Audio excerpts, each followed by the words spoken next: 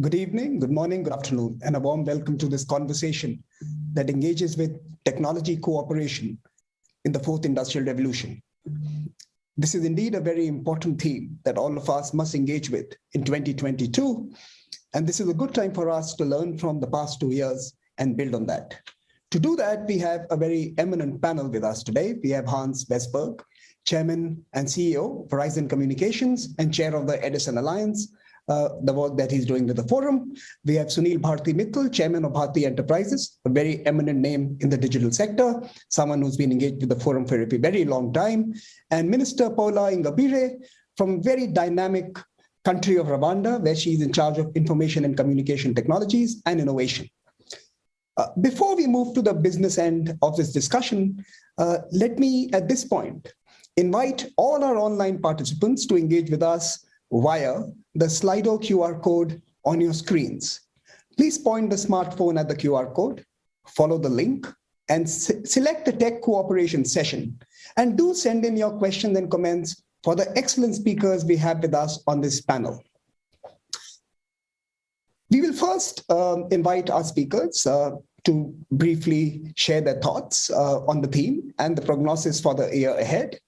I will thereafter pose a few questions and engage the panelists in a conversation, and then bring in audience comments and interventions into the mix.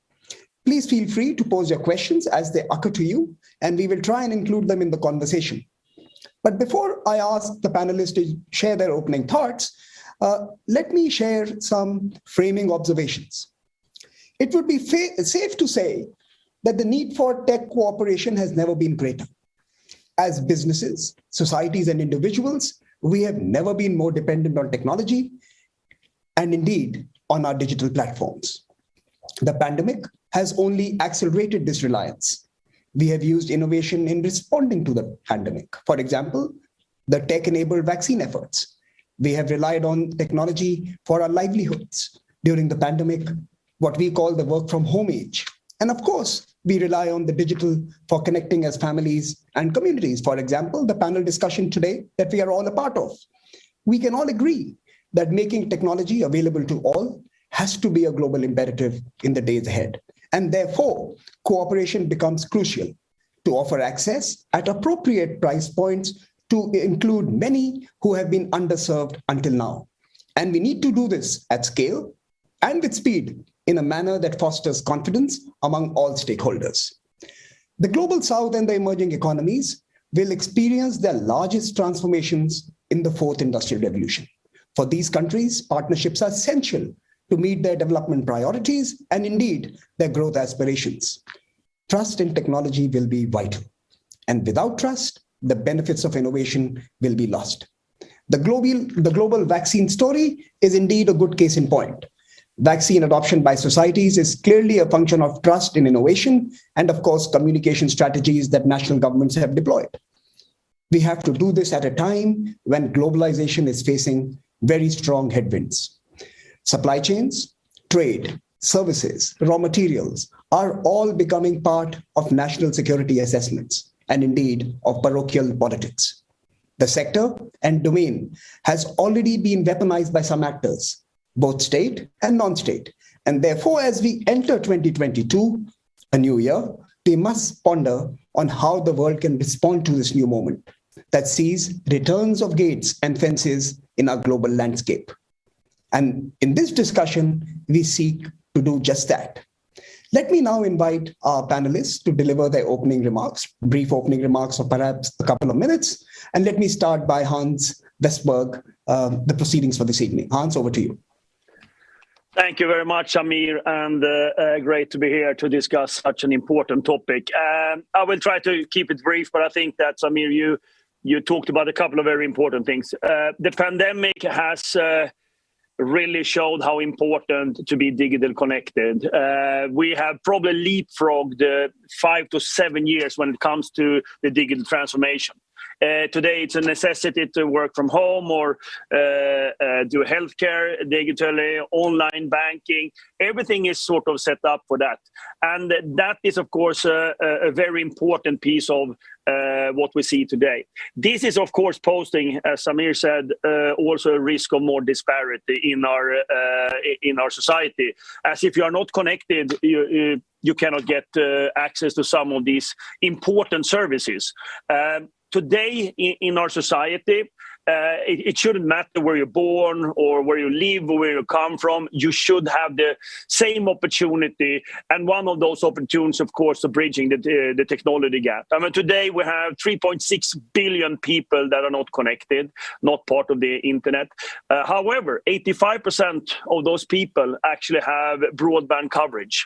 That tells you a little bit about the story we need to work with. But it's also 2 billion people that doesn't have healthcare.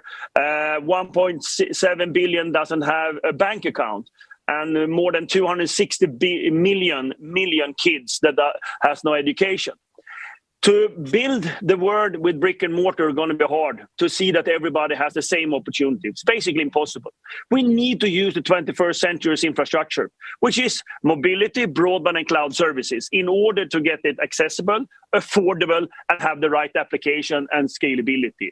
That's why we, together with the World Economic Forum, decided in the beginning of last year to form the Edison Alliance. The Edison Alliance is a group of some 45 multidisciplined people, champions we call them, from private, public, education, from academia. And what we decided was we wanted to change the life of 1 billion people by having affordable, accessible digital inclusion, focusing on education, healthcare, and financial inclusion. Firstly, we have had great progress so far with all the people coming together from all the academia, public and private, to find these solutions. But once again, I mean, for me, this is a moment in time where this infrastructure is so crucial. It's not a good to have to be connected. It's actually a human right to be connected, because that will actually create a much better world and much equal world, and everybody has the same chance. That's the backdrop we created Edison Alliance. Thank you, Hans. I'm going to quiz you on that in a moment. I'll come back to you. Let me now turn it over to Mr. Sunil Bharti Mittal for his opening remarks. Thank you, Samir.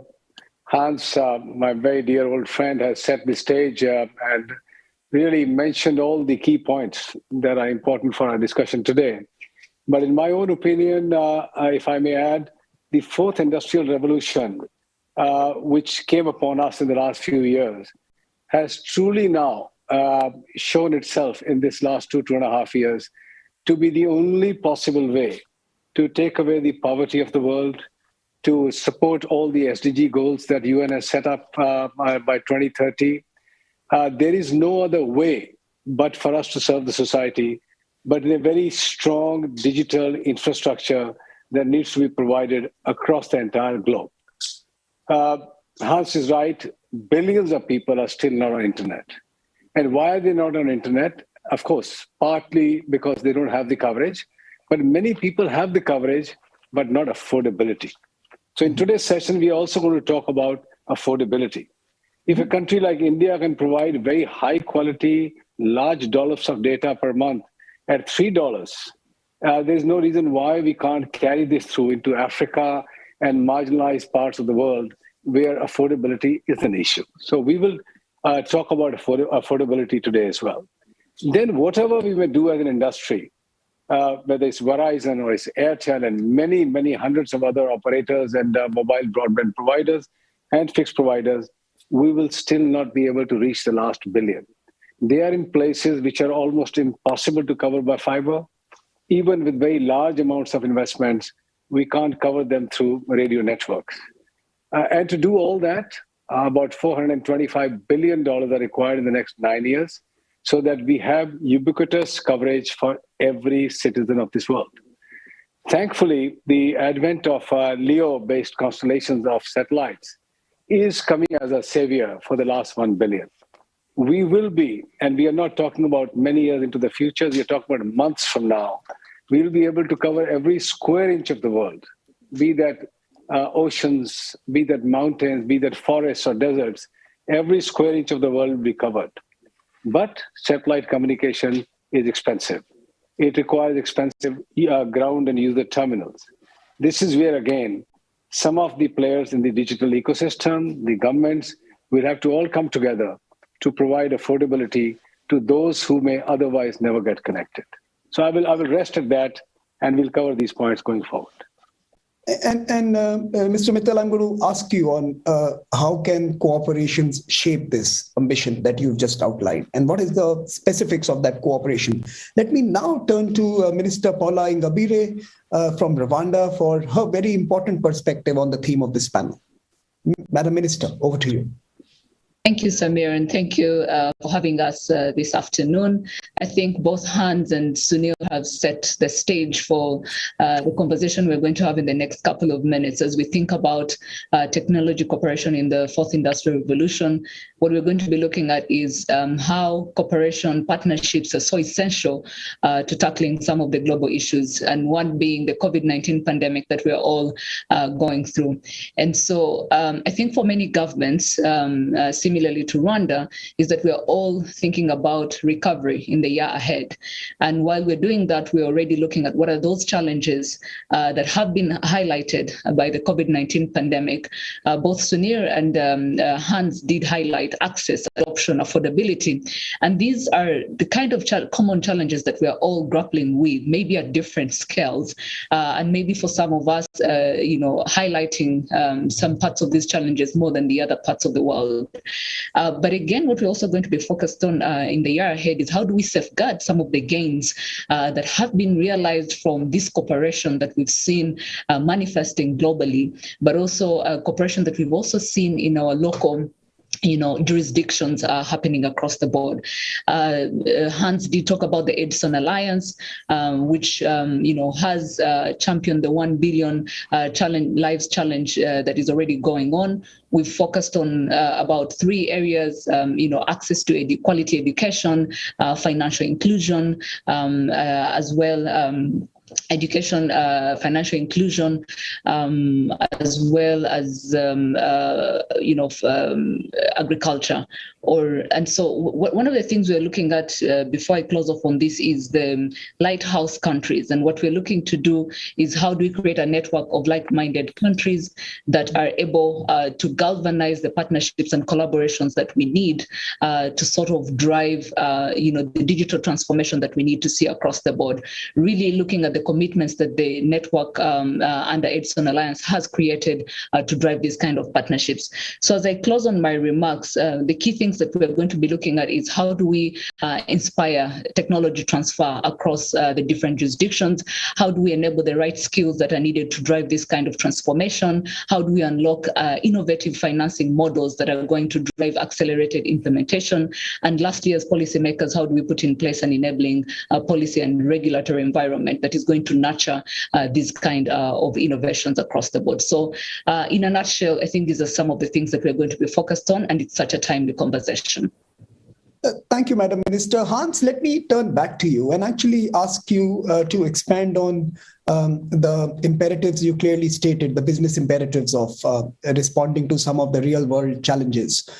How widespread is the appetite for businesses to do this? And in your view, how and why should businesses build responsible behavior, responsible imperatives into their strategies?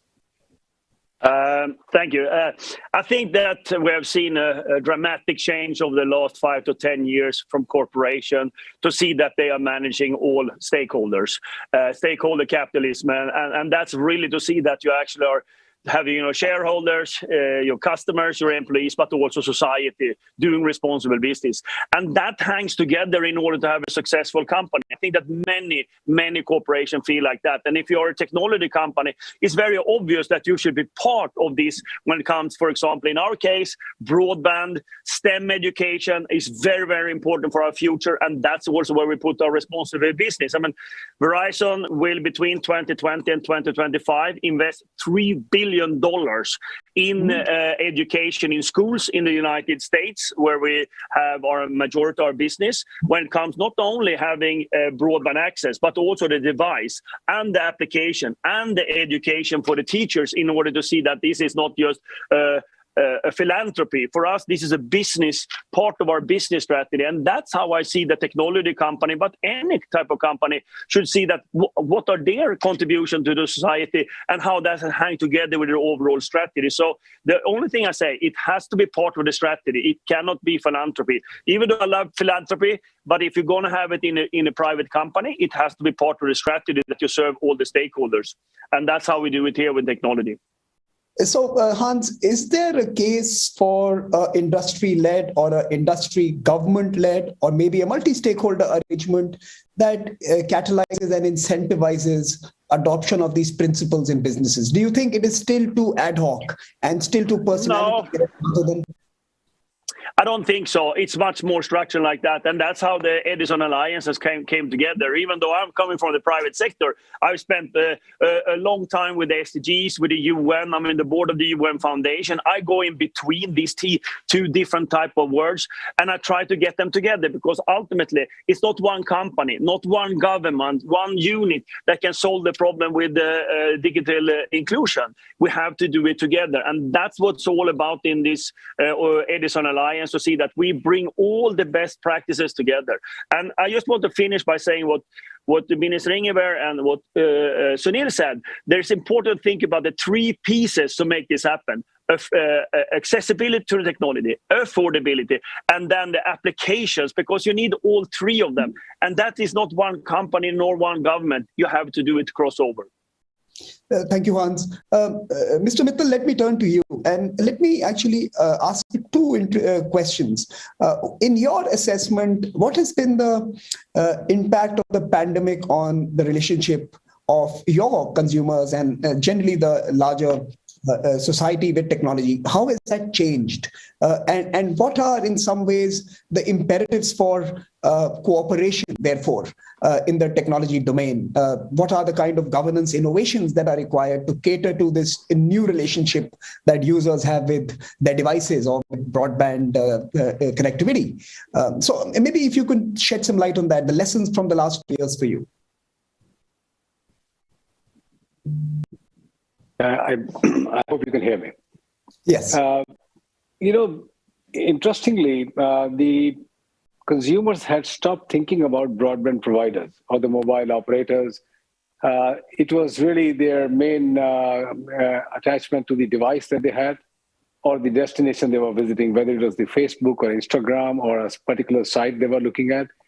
Broadband connectivity or mobile providers were seen just as a pass-through entity. However, during this pandemic, I must say, there was a significant appreciation of the so-called pipe, that there is something out there which connects us to the most important parts of our daily lives, and that is telecom networks and broadband networks. People were able to manage their healthcare very efficiently through various sites that the government had populated. The entire vaccine arrangements and the vaccine passports or the vaccine control, or in fact the contact tracing, all was enabled through technology and broadband connectivity. And people suddenly started to realize the power and benefit of both these things coming together. Financial services. During this 2 years of near lockdown, people were able to conduct their businesses, small and medium enterprises, daily breadwinners could transfer monies back to their homes and villages. All this came alive, and the absence of physical infrastructure like bank branches or going to an ATM, all this was enabled by the mobile and digital networks. Food delivery at home. So the other very important aspect was people had to kept on getting their food in timely manner and efficient manner. So I think the power of digital connectivity and the digital players really accelerated in the last 2 years. And importantly, even the government and the regulators suddenly woke up that it's easy to go and win elections by committing for subsidized foods, free electricity and water to every home. And in cases like India and some of the other developed countries, gas stove and gas cooking at home. And all these things, suddenly brought also government as a stakeholder to say perhaps an affordable, high-quality broadband connectivity to each and every citizen is important too.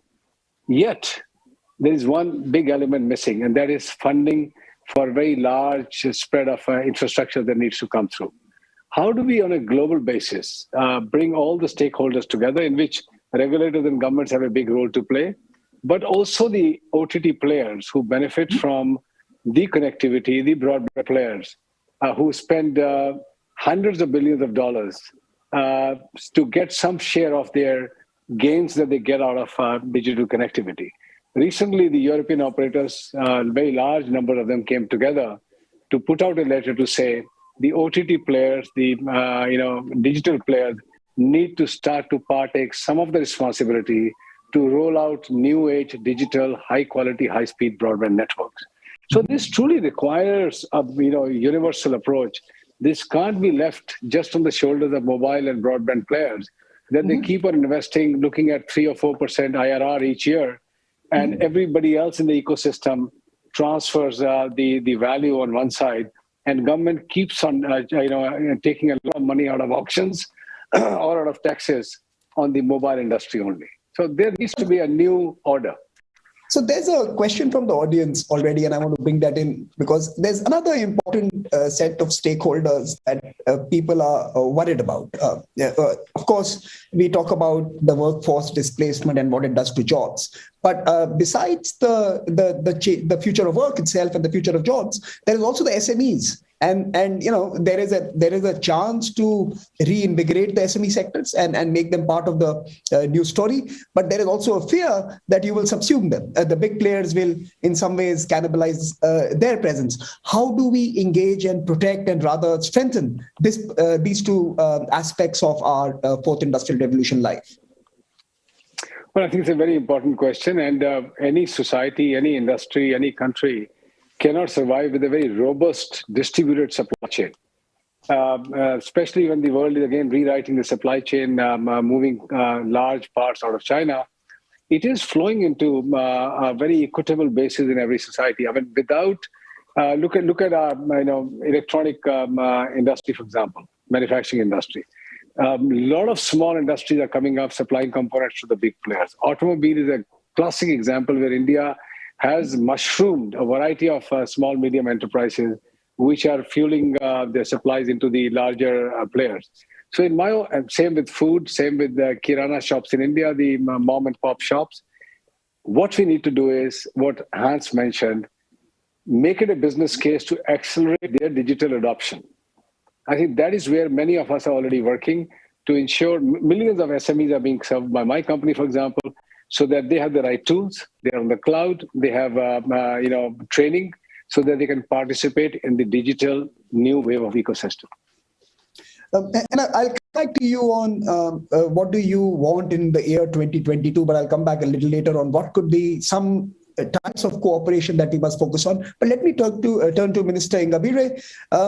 Madam Minister, in your assessment, what is the role of policy and governments in ensuring technology is addressing these common concerns, the global issues we just spoke about? And more importantly, as an audience question asks, how can we cooperate to enable leapfrogging rather than just catching up by those who had been left behind in the previous technology waves? So is there a moment to do more than just catch up and to actually help new nations and new communities take leadership? Thank you, Samir. And maybe before I come back to those two great set of questions, I don't want to leave Hans still wondering if we're still part of the same alliance. When I did mention agriculture, it shows how I'm very passionate to have agriculture join the streams of the areas of focus under Edson Alliance. So just for clarity and maybe mostly for our followers, the three areas are healthcare, education, and financial inclusion. So I'm sure agriculture at some point will be a key area of cooperation. Given that we have many of our economies that are dependent on this as a source of growth for many of the African countries. But back to your questions, the two questions you asked, Samir. technology is so central to providing solutions. And when we think about the role of policy and governance, I think in many ways, for me, it's the ability to build trust and for people to look at technology as an opportunity, not a threat.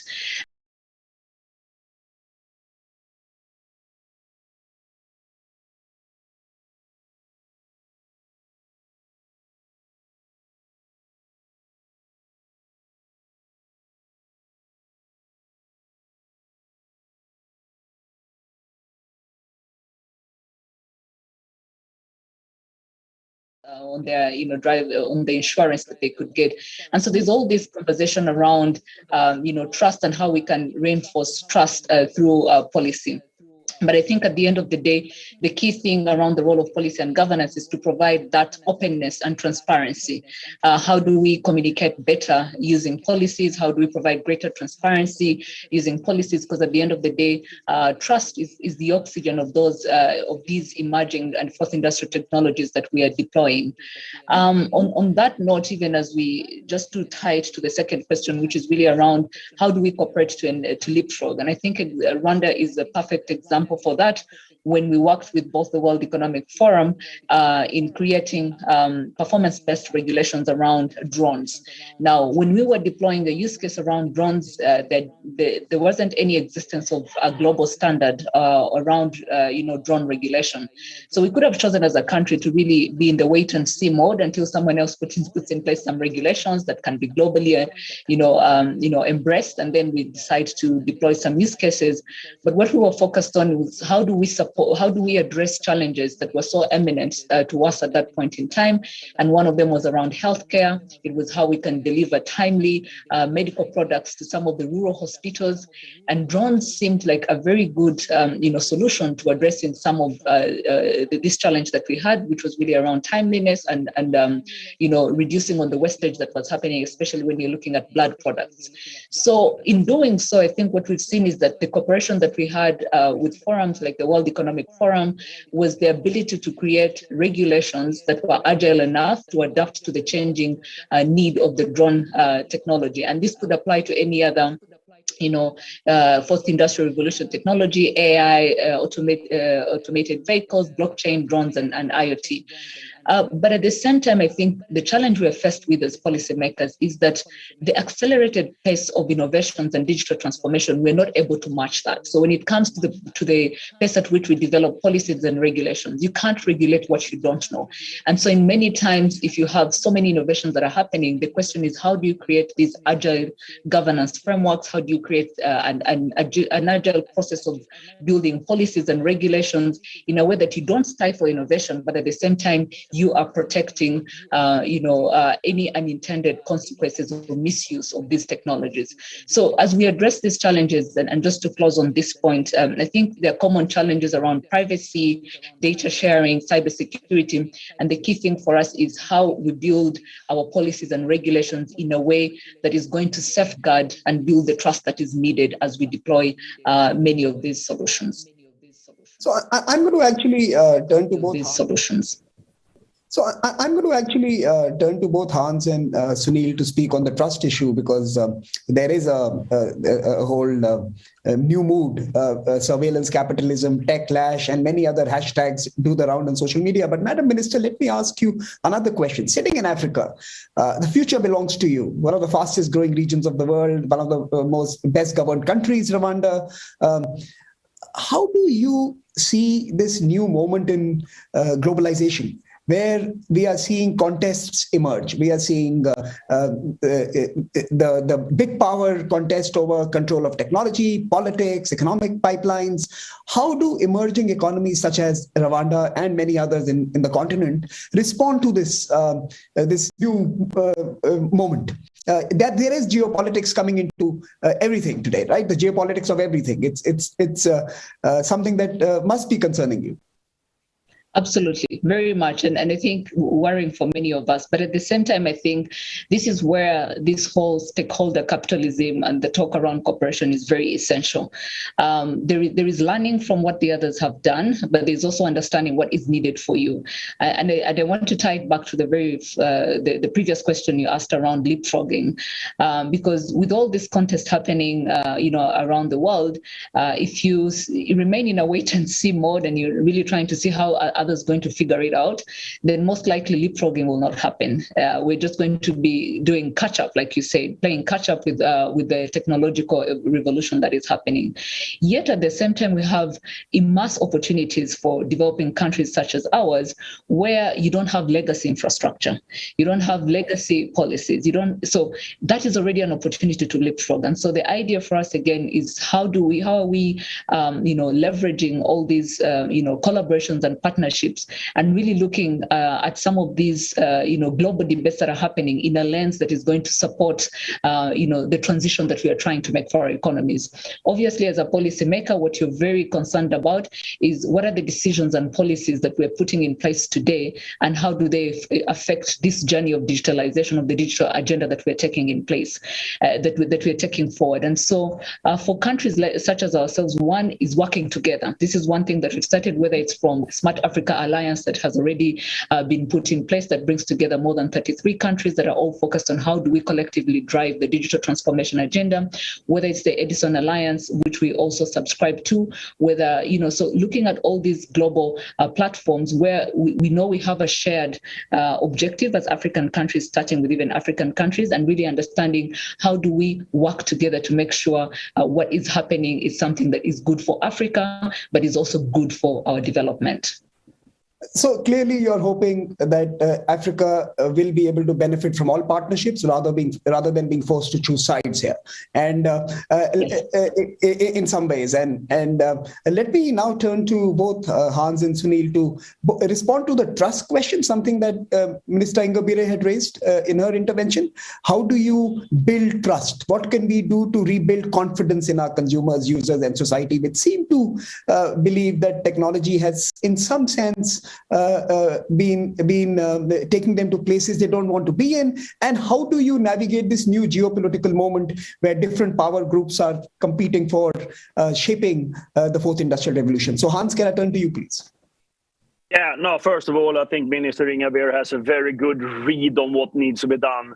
Agile governance and regulation are going to be important because technology is moving fast. I think one of the most important things, of course, is transparency for companies that are working in this world, because ultimately you're going to be judged by your customers, how you are acting and what you do with their data and how you share it or not share it. I think that's going to be the most important. There's going to come so much new technologies constantly, so regulate technology is going to be hard, but regulate the transparency of corporations is going to be important. And we have actually seen over the last 2 years a very important move from our consumers, trying to understand, asking more questions about their data, etc. And we give them more options as well in order to decide over their own data. I think that's going to be very important for companies like ours. And I think we're going to be judged by that ultimately, how transparent we are, because ultimately there are so many people on earth, there are so many different views on what is risk for different people.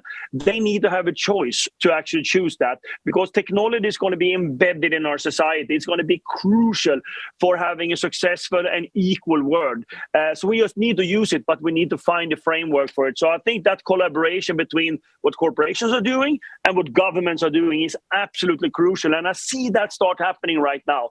And that's the way forward. And how do you navigate the political moment?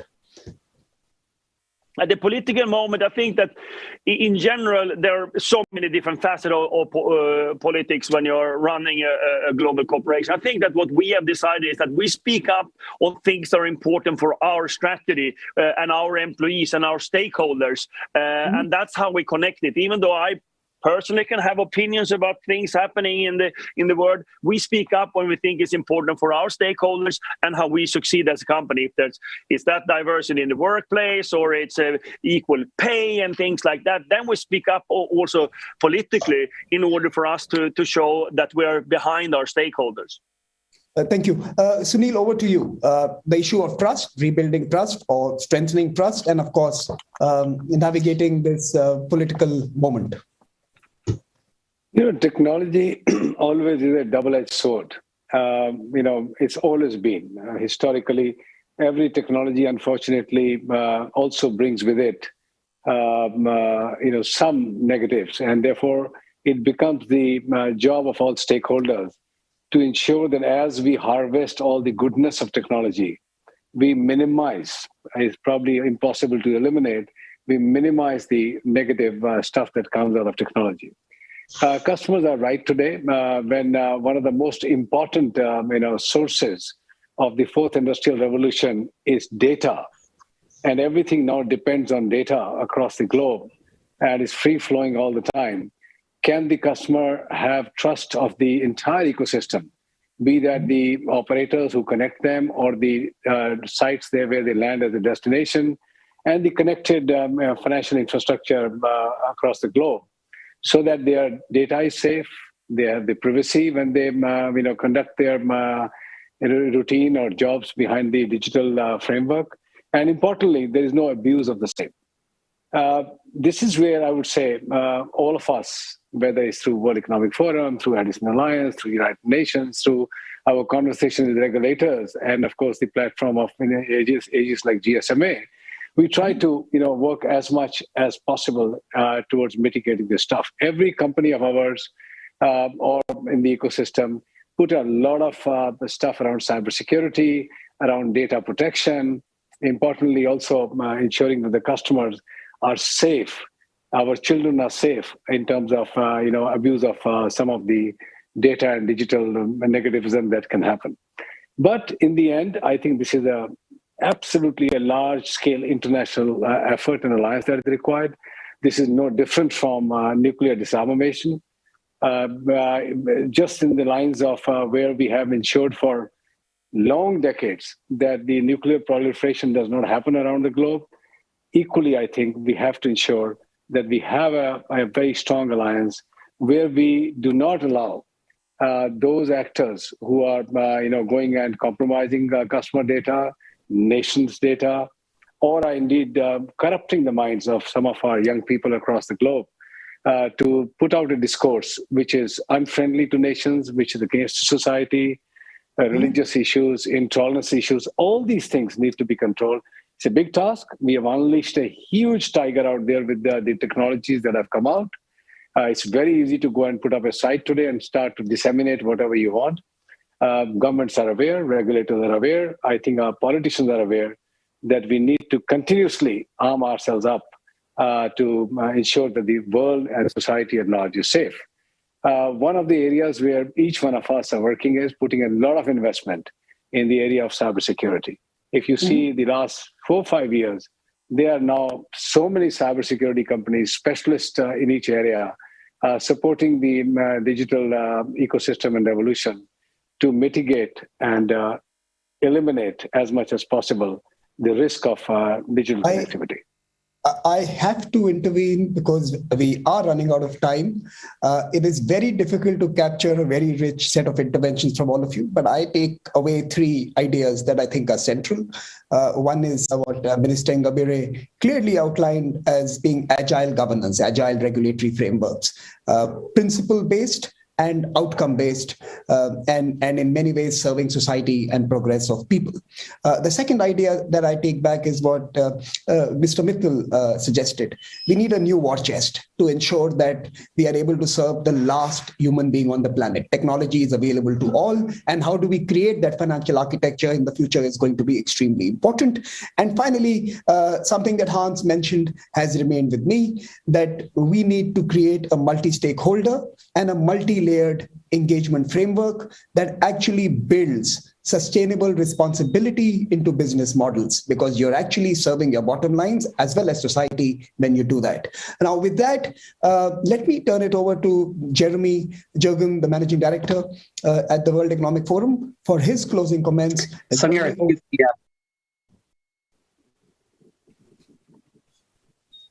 Jeremy. Great. Thank you for the excellent wrap up there, Samir. It's an excellent session today, so I'd like to thank yourself as well as all the other panelists here. I'd also like to reiterate my thanks for the support and efforts throughout the year that we've had from Hans, Sunil, and Minister Ingabire on our collective work. This includes both the Edison Alliance, where we're actively working with a number of companies, national governments, NGOs, to address the challenges of access and make sure that this is done in a way that's equitable and that everyone can benefit from the fourth industrial revolution.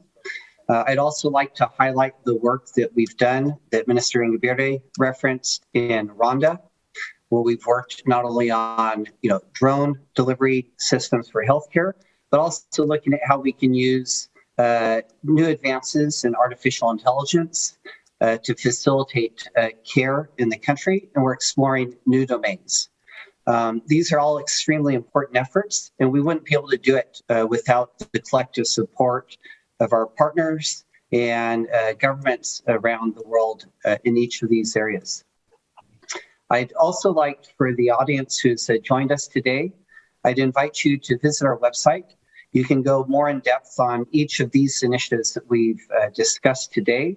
You can also learn about the work that we're doing around cybersecurity, trust, and digital security. Sunil referred to this in his remarks. We have a very strong program on digital safety and what we're doing there to promote safe access to the internet for all ages and all groups, and how we need collective efforts from all parties to contribute to that. So each of these efforts will be very important to ensure that we can fully benefit from the fourth industrial revolution. So on that note, I'd like to thank everyone for your contributions today. Look forward to our next discussion and to continuing our work throughout the year ahead. Thank you.